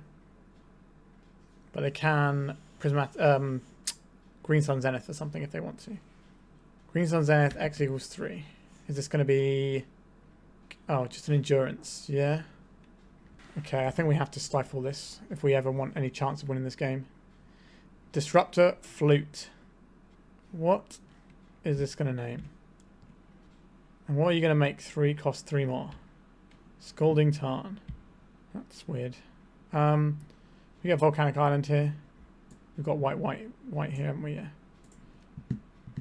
Okay, so we have to stifle this ability, I think. And then now we're in the let's hope our opponent's One Ring doesn't kill us phase of the game. So red, red, white, white. Doesn't really matter what we get rid of here. Let's just be quick about it. Alright, we've got a big monster. Are we supposed to get rid of our opponent's Cloud Post, or are we supposed to get rid of their Boseiju? I think we're supposed to hit their green source. But we don't have a lot of time on our clock, so we're just going to make that play and hope it works out for us. They've drawn a lot of cards. There's Yawgmoth, so they have all the green mana they could possibly want. The One Ring. No, that's not what we wanted to see. So they've reset the first one. A Vexing Bauble. I think we've gone past the stage where that's going to matter. It's a cantrip if they want it though. An Elvish Reclaimer that is a 1/2 right now. So we can kill this with our Flage. Don't like the name Flage that much. But everything else about this card is sweet. Great art, great abilities. Makes me happy. So they can cast a crop rotation. They can cast multiple crop rotations if they wanted to. So we can still attack. We don't get to deal damage, but we do get to shoot their Reclaimer. Do we hold this island for Brainstorm purposes? Do we hold, or do we play it so that we can hard cast a Force of Will next turn? I think it doesn't matter. We can just make that decision next turn once we see what we have. If we draw a land, then we can just play a land out and be ready in future. If we don't draw, if we draw the Force, then we can just play it and have it ready to go. A Glimmer Post. So they're gaining some more life, which certainly makes our beatdown plan a little bit more challenging. Emrakul. Whenever you cast a spell, gain control of all creatures target player controls. Yeah, I think we can call that one a day. Let's see if we can win in a few minutes. I doubt it, but we're going to go back in and try our darndest. I could bring in meltdowns for those little the flute, disruptor flute, but I don't think it's worth it. Okay, this hand is all right, but we might not have time to get to a way of actually winning the game, which is something I'm a bit worried about. We can answer a Reclaimer quite easily. We can Brainstorm and get some action going there. Playing a Nexus. A Vexing Bauble. Honestly, I don't think we need to care about that one right now. Let's just crack this and get our Surveil on. So this wants to be the Thundering Falls, I think. Prismatic Ending is fine.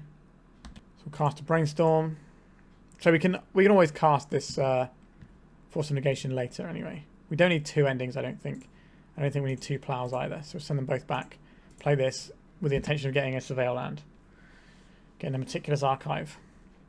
But if we need to pivot into something else, we can also do that. A Cloud Post. Meticulous Archive. Let's get some Surveil action going. A Lorien Revealed. I'll put that on top of my library because I'd very much like to have another land. So let's Island Cycle this. We get ourselves, I think it's a Triome now. Play this. We can't Force of Will this turn, but next turn we can. If we'd have got a white source, we could have, an untapped white source, we could have hit the bauble. But I don't think this is the turn where we need to be Force of Willing anything. I think it's next turn. Right, there goes our graveyard. Do I care about that? No. We're going to win with Fourth Earlingus. That's our plan. A Carpet of Flowers. That's an annoying one. That's a lot of mana our opponent gets to make now. Because our deck is absolutely chock full of islands. Another Carpet of Flowers. Oh dear. Green Sun Zenith X equals 1. This is going to be a Reclaimer. Right, we'll get to Lightning Bolt that at least. These are not the wares we required. I think we have to get rid of this Bauble now. Our opponent's got lots of mana. We need to make sure it doesn't matter. That's the plan here. So Force of Will, Stifle, you know, try and stop their thing doing the thing. But these Carpet of Flowers, that's just alone is going to give them Primeval Titan mana. Now we can counterspell with Primeval Titan now. This is going to name Force of Will, I imagine. So I think we have to get rid of this so we can actually force the One Ring. No, thank you. We are now left with nothing, though. Our opponent's on 23 with quite a lot of mana for next turn. One card in hand, though. We got to hope that card doesn't do anything. That's how we win this game. If we can draw like a Fourth Earlingus and start chipping away, drawing extra cards, playing some lands, and then play a big Fourth Earlingus. The big old Night Fireball. We can put something on top of our library if we want to, but I don't know if we do. There's no point trying to prismatic ending these things. It's already gotten way out of hand. We don't have another Surveil land either, so we're just going to hold this Scalding Tarn. There's a Boseiju. Alright, they're not spending the mana, so we've dodged on our opponent having a useful card in hand. Are we playing this out? It does help our opponent out if we do, so I guess we say no. They might be holding like an Emrakul. So they've got 13 mana. If we play out the Volcanic Island, they have Emrakul mana. Okay, they're playing Little Emrakul. What does this have protection from?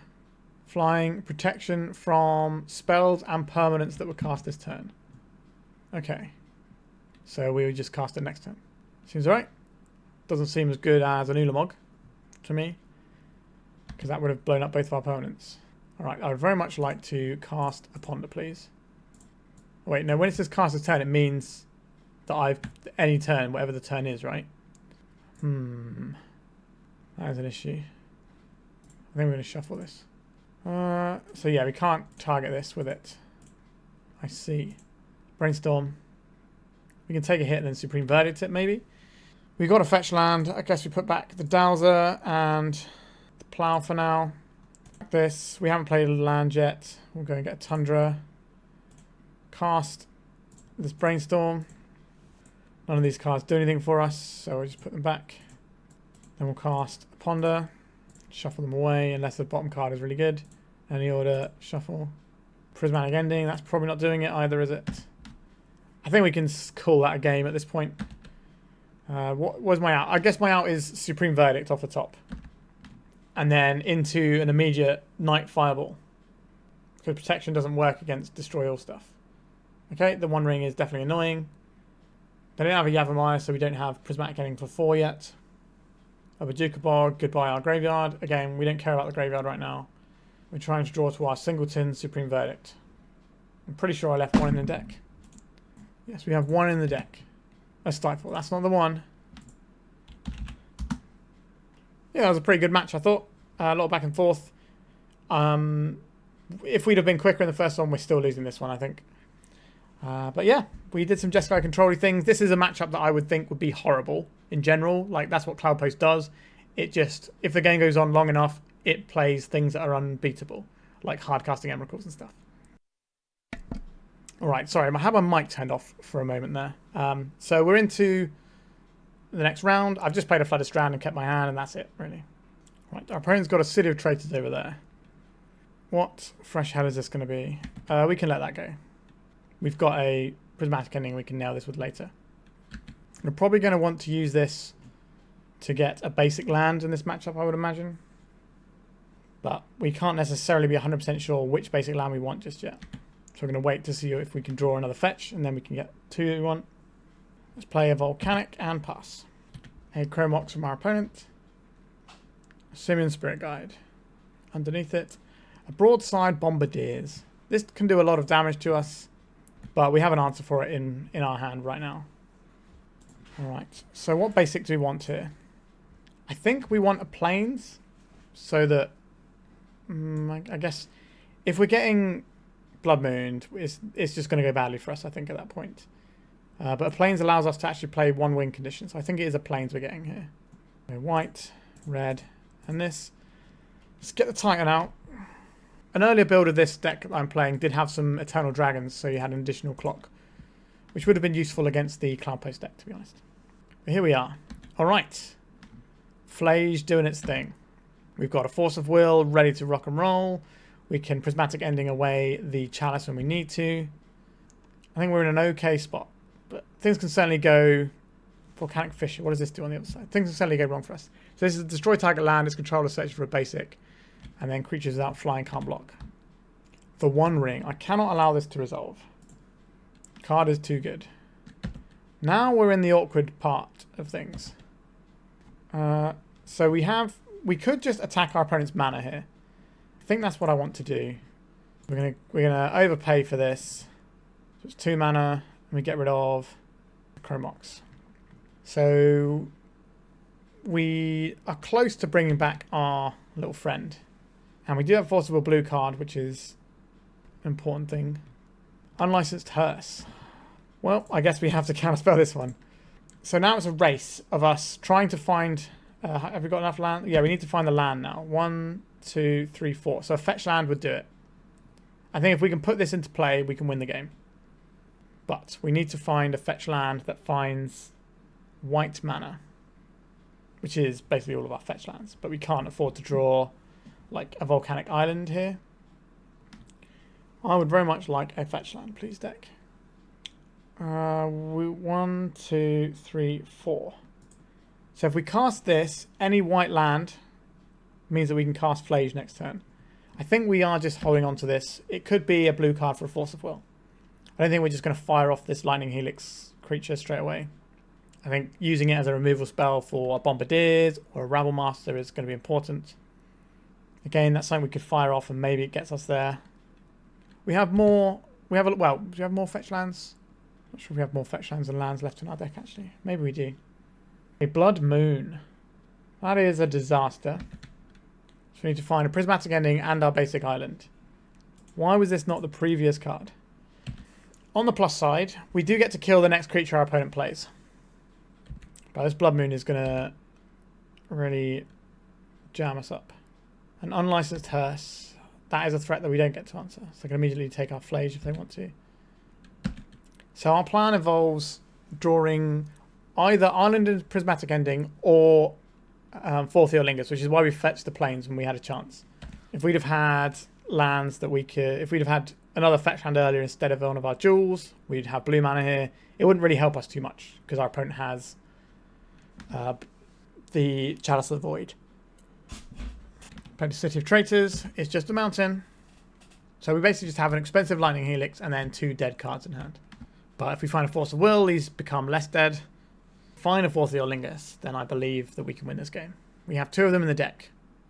Part of me did wonder about having a second Plains in our deck and at a construction level, just so we could play around Blood Moon with this. We've drawn another useless card. Let's pass it over. Unlicensed Hearse continues to grow. Well, we've got a pretty healthy life total, and we've got 3 lives saved up in this Flage. Very unlikely to be able to actually cast. Oh dear, what is this? A Chalice where X equals 2. Alright. That does not affect our life total. A Prismatic Ending. So we could...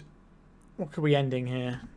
We need the island if we want to ending the Blood Moon, which I think is what we need to be doing here. We could ending the Unlicensed Hearse if it becomes a threat that they can activate. Island? Not the island. Alright, we've got another Lightning Helix saved up. Do love a nice Lightning Helix. Yep, the last of the cards in our graveyard are gone. Another Blood Moon. Okay. The getting rid of the Blood Moon plan doesn't seem like it's a plan we're going to be able to do anymore.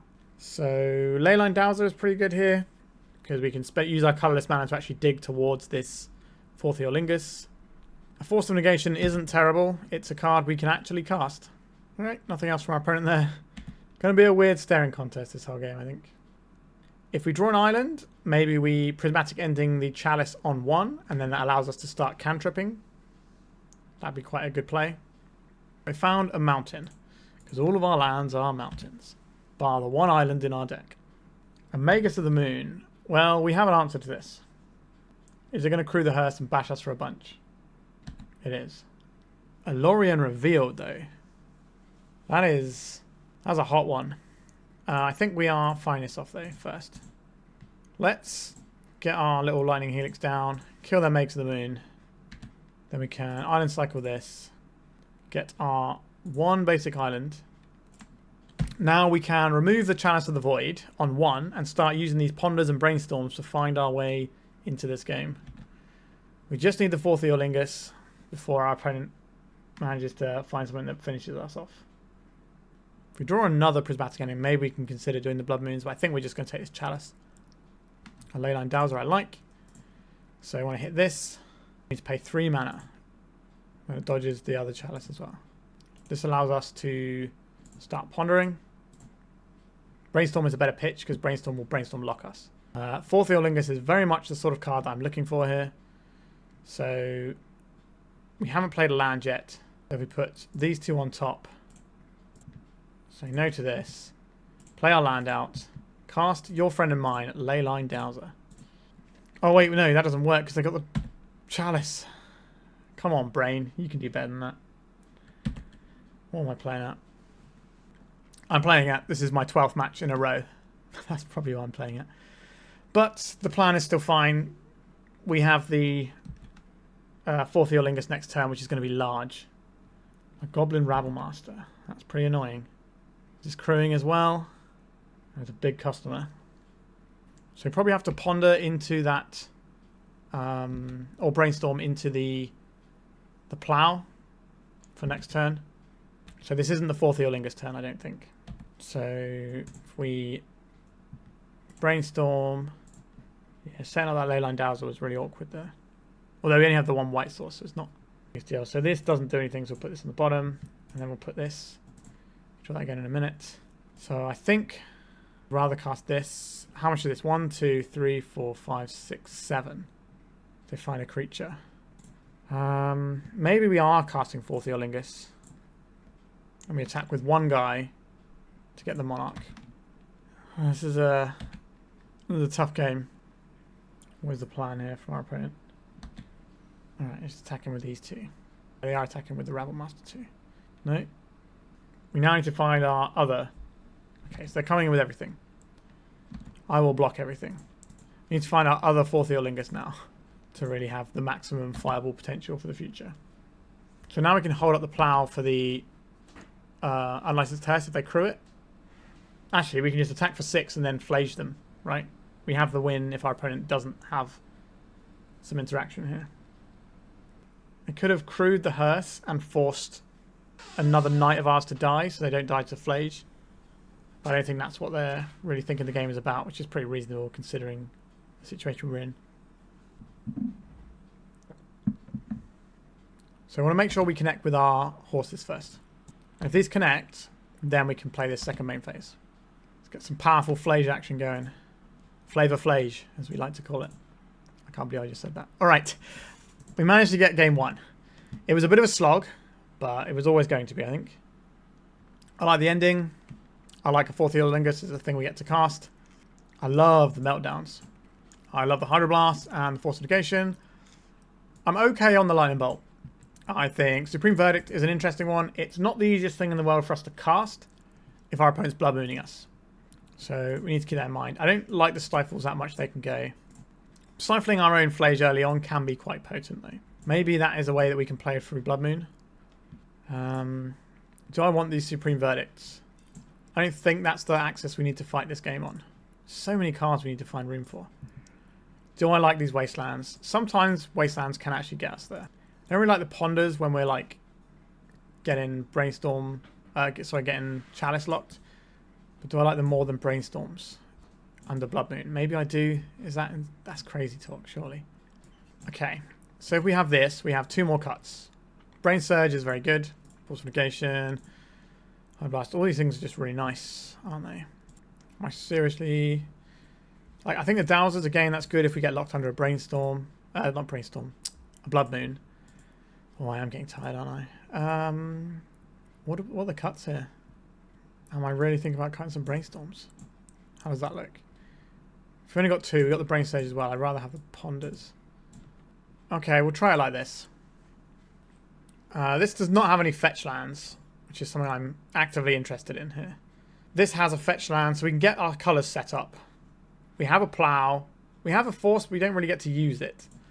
Am I throwing this back? I think we probably have to. It's more about controlling the creatures. We can answer a Chalice quite easily. What fresh horrors does our opponent have for us? There is a Chrome Mox that'll get swept up by a Meltdown nicely. I hope this just accelerate out like an unlicensed test. It's just the Blood Moon. So we don't get to do that. But we have the basic land we want most. So I'll take that as a win. So we can plow things, we can melt things down. It's a threat now. It is a threat. And I will be plowing it. So we got past the easy part of our game. Now we have to do the hard grinding part. I guess we play this out. It doesn't really matter which land we play for now. There's the Leyline Dowser.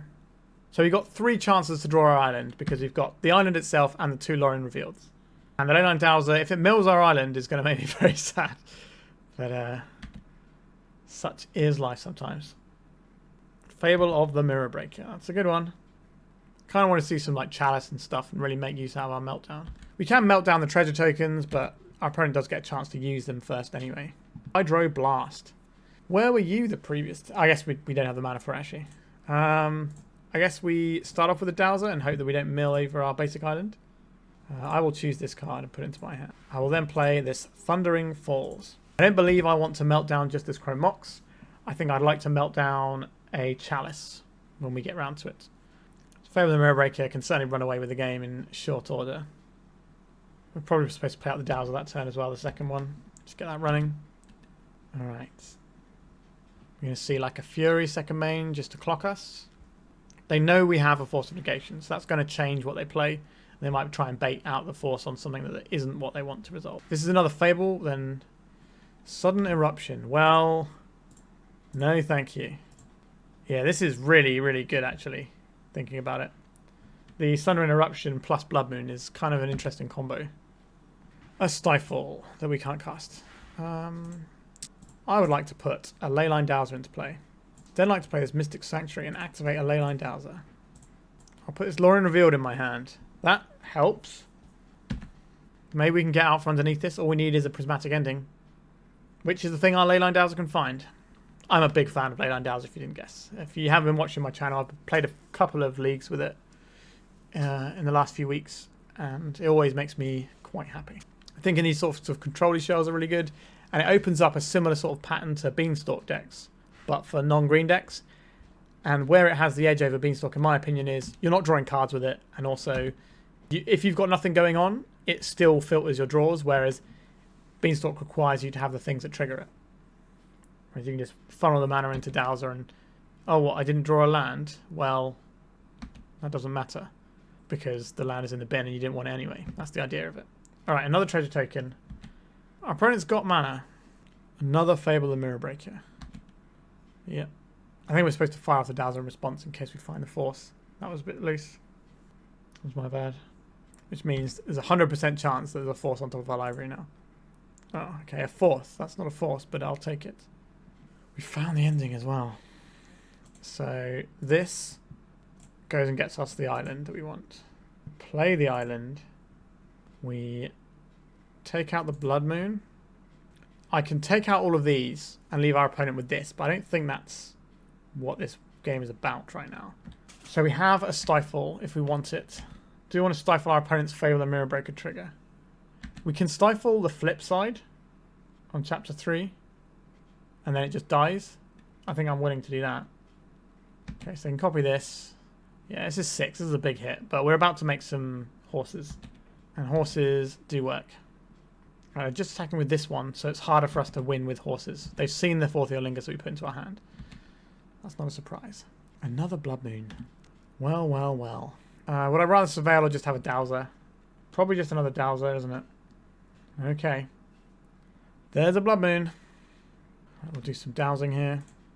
Let's try him. Sure. So, what is our plan? If we draw a land, that'd be alright. We drew a land. So we can go 1, 2, 3, 4, 5. That gives us 3 horses. We can swing with 3. And then what? That doesn't feel super good. We could melt down all of these away. Make a couple of horses. I quite like that. So we get 2 horses here. If we attack with them both, they'll just let them through. I think the plan here is to melt down and take out all their treasure and their Chrome Mox. Is that even good? Like, they don't have anything going on in their hand. I don't think that's the correct play here. I think the correct play is to do some leyline dowsing, use these as blocks, and we're going to stifle the 3rd trigger. Because that's a triggered ability. If we stifle it, then this is just going to stay around doing nothing. I believe. It sacrifices right when it goes up to number 3. Let's see if my working knowledge of Magic the Gathering is good. Weirdly not situations card. Yeah, so it dies because it's got 3 on it. Excellent. I did understand how the game worked. Maybe we can find one of our other 2 4th Eolinguses here. I'll take the... Okay, I'll take a plow. Another meltdown. Let's see what's on top of our library, and then we can make some more decisions. We get to see 3 cards a turn right now, underneath a Blood Moon. Ooh, a Flage that we can't bring back. That's exciting. Is this a turn where we smash these up. I think we have to take out this Reflection of Kikijiki right now. If we melt down now, we've still got a spare meltdown. Right. So now our opponent, if they want to make a Fury, has to attack with both of their creatures. I don't think we're attacking because we are the one with the lower life total. 4 mana. Oh, 3 mana, sorry. Simon's Spirit Guide. The Battle of the Two T's. It is the real Planet of the Apes over here. Let's get dowsing. I'll put that Force of Will into my hand, please. I'd also like to douse again. We have this inevitability of this eventually finding us what we need it to find. Would I rather hold up Force of Will blue card or ponder here? I think I would rather hold up Force of Will blue card. I don't think it's close. Our opponent has some really scary creatures in their deck. I do not want to see something like a Broadside Bombardiers because that just controls the entire board. The fact that we've got an answer to Chalice still was really nice too. Our opponent could push damage here. They'd force 2 damage through. We'd lose our things and they'd be the only one left with anything. Seems good to me. And if they have a Fury as a follow-up, that's pretty good too. So we're definitely blocking here. Like if they have a Fury to follow up with all this extra mana, then they get to take our guys out and there's no reason to have them back. We may as well take this trade while we've got it. If we have a Fury, we can always counter it though. Our opponent knows about our Force of Will. Right. I don't want to play into it. They want to be able to play multiple spells and try and guarantee one resolving. We could remove this Blood Moon. What does that do? If we remove the Blood Moon, we don't actually have the ability to play this Flage just yet. It is kind of annoying, isn't it? But we could... 1, 2, 3... Oh, well, we're going to get rid of this Blood Moon. That's a thing that we're definitely doing here. Now the question is, if we ponder into a white source, then we can play the Flage, but that's shields down on Force of Will, which I don't like. So I think we're supposed to crack this for a Meticulous Archive. Have a look on top of our library. A Flooded Strand, that is another white source. I can go into the graveyard because we're going to be doing Leyline Dowsing anyway. Let's see if we can find a blue card so we can set up a ponder. Hydroblast. Choose this, please. Okay, we've worked ourselves into a good spot. We got Pyroblast, Force of Will, and next turn we get to play Flage, which should be the biggest thing on the board and immediately pull us ahead. It cracks for 9 on its own. It's basically an Inferno Titan for any of you players who were around back in the days of Inferno Titan. Okay, white, white, red, red. Get Flage back. Flavor Flage coming in. Get rid of the Dowsers. We're not putting anything on top of our library anyway, so... Feels like I've wriggled my way through this one enough now that we should be able to close it out over a couple of turns. Got Lightning Helixes coming out the wazoo. Exactly where you want your Lightning Helixes from. Right, there is a plane, Flow Strand. Again, I want to have Forcible Blue card plus Hydroblast, so we're just going to continue holding this up. Chrome Mox, that's not what I care about. That's probably just going to be fed to Broadside Bombardiers in short order. Oh no, something big. Is this a Shatterskull Smashing? So this is going to eat a Hydroblast. And then we're going to douse twice more. And we have a 3-turn clock with our Flage. Alright, our opponent is throwing the towel. Like, we are quite far ahead here. Yeah, we've got the win coming up. So let's talk about the deck. So I really, really enjoy playing this deck. There's a lot of decisions making every sort of turn, and you can bail yourself out of a lot of horrible situations with the power of Leyline Dowser. The fact that our card advantage engine is colourless and was working underneath the Blood Moon was really clutch and just allowed us to dig into our answers and our win conditions. And I was a big fan of that. Also, being able to dig into our basic island via the Lauren Revealed is pretty nice. If we'd have milled the island, then maybe we'd be having a different conversation. But I was very impressed by Leyline Dowser yet again, as I always am. What everyone wants to really talk about, though, is Flage. And this card was pretty reasonable. It did exactly what I thought it was going to do, right? It was a big threat. It was also removal on the front side. What more do you want, really? Card advantage, I guess. But removal is card advantage, right? Instead of drawing a card, you get to shoot 3 damage or something. So you're drawing a card, I guess, but the card you're drawing is always Lightning Helix. Whereas Uro is you gain 3 life, draw a mystery card, which is sometimes better. I would say most of the times better. But sometimes you're looking for removal. And this card is going to be better for stabilizing than an Uro is, because it's going to be able to take out some of the threats that are pressuring your life total. So that's something that's worth noting. I like this way more than things like Triumph of St. Catherine, because I think a 5/5 is a horrible power and toughness for Legacy. I think 6/6s like Uro are such a big part of the meta, like loads of Uro decks around, that you kind of want to be able to beat those cards. And this does exactly that, and it doesn't die to Pyroblast, which is pretty cool. The white is a bit of, like, the cost on this is potentially a little bit awkward, but that's why we're a 3-color deck. We can certainly cast this, and there is an argument for running a second Plains. You could even run a more heavily basic version of our deck. So you could run more Plains, you could run a Mountain, you could even run like back to basics type stuff in the sideboard if you really wanted to go down that route, which is something I'm probably going to experiment with at some point. Brain Surge, the other new card, this performed pretty well. I don't have any problems with this one. It's not something that I think you want as a 4 of, but it's like a couple at the top end of sort of your draw effects is quite nice.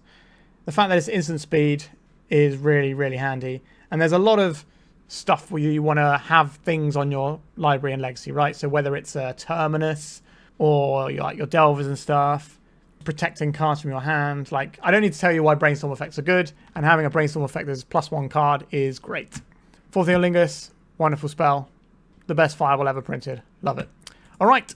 I'm very tired. I think I'm done with this deck for now, and I hope you enjoyed this one, and we are done with the video today. So please remember to like and subscribe. It helps the channel out, and it won't be long until everyone gets to play with these wonderful Modern Horizons 3 cards, so keep your eyes peeled for that. There's going to be lots on the channel, but you might have to watch some non-Modern Horizons videos for a day or two as we're waiting for them to come, because this is only a limited event where we have access to these cards. Right, thank you so much for watching, and goodbye.